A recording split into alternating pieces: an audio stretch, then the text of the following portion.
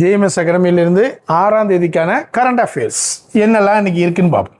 Casper Vikram Sarabhai பதக்கம் 2026. இந்த கௌரவத்தை பெறும் முதல் இந்திய பெண் விஞ்ஞானி என்ற பெருமையை அன்னபூர்ணி சுப்பிரமணியம் பெறுகிறார்.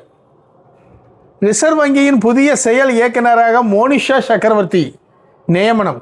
வங்கி மேற்பார்வை மற்றும் நிதி சந்தை ஒழுங்குமுறைக்கு புதிய தலைமை நியமிக்கப்பட உள்ளது.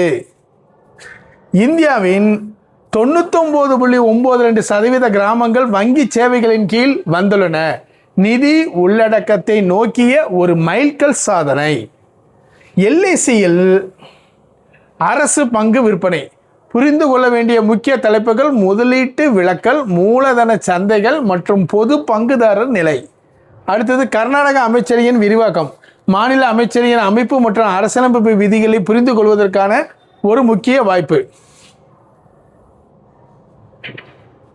கண்டரே ஹுருன் இந்திய மகளிர் தலைமைத்துவ குறியீடு 2026. இந்தியாவின் மகளிர் தலைமைத்துவம், தொழில் முனைவு மற்றும் சமூக வலுவூட்டல் குறித்த ஒரு புதிய சித்திரம். அடுத்தது நாதன் தாமஸ் உலகின் மிக இளவயது ஆண் பேராசிரியர் ஆகிறார். இது கல்வித்துறையில் திறமை மற்றும் புதுமைக்கான ஒரு புதிய அளவுகோலாகும். ஆகஸ்ட் 6 ஹிரோஷிமா தினம். ஆயுதங்களின் அழிவு மற்றும் உலகளாவிய ஆயுத குறைப்பின் வரலாற்று நினைவு நாள். இந்த பாருங்க, இவங்க தான் காஸ்பர் விக்ரம் சாராபாய் பதக்கம் 2026. இந்த கௌரவத்தை பெறும் முதல் இந்திய பெண் விஞ்ஞானி என்ற பெருமையை அன்னபூர்ணி சுப்பிரமணியம் பெறுகிறார். ரிசர்வ் வங்கியின் புதிய செயல் இயக்குநராக மோனிஷா சக்கரவர்த்தி நியமனம். வங்கி மேற்பார்வை மற்றும் நிதி சந்தை ஒழுங்குமுறைக்கு புதிய தலைமை நியமிக்கப்பட உள்ளது. இந்தியாவில் 99.92% கிராமங்கள் வங்கி சேவையின் கீழ் வந்துள்ளது.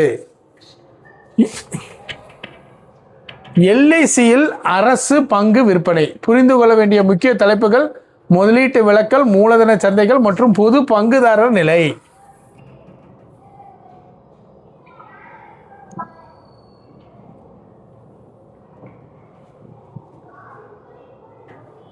கர்நாடக அமைச்சரவை விரிவாக்கம். கண்டரே ஹுருன் இந்திய மகளிர் தலைமைத்துவ குறியீடு 2026. இந்தியாவின் மகளிர் தலைமைத்துவம், தொழில் முனைவு மற்றும் சமூக வலுவூட்டல் குறித்து ஒரு புதிய சித்திரம்.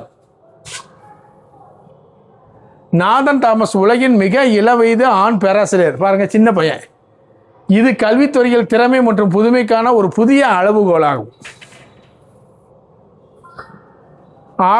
இன்னைக்கு ஹிரோஷிமா தினம்.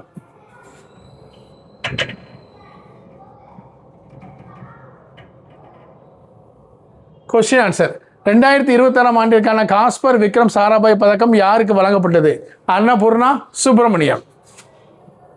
இந்திய ரிசர்வ் வங்கியால் 3 ஆகஸ்ட் 2026 முதல் செயல் இயக்குநராக யார் நியமிக்கப்பட்டுள்ளார் என மோனிஷா சக்கரவர்த்தி. நிதி அமைச்சகத்தின் இந்தியாவில் எத்தனை சதவீத கிராமங்கள் வங்கி சேவைகளை பெற்றுள்ளது? 99.92%.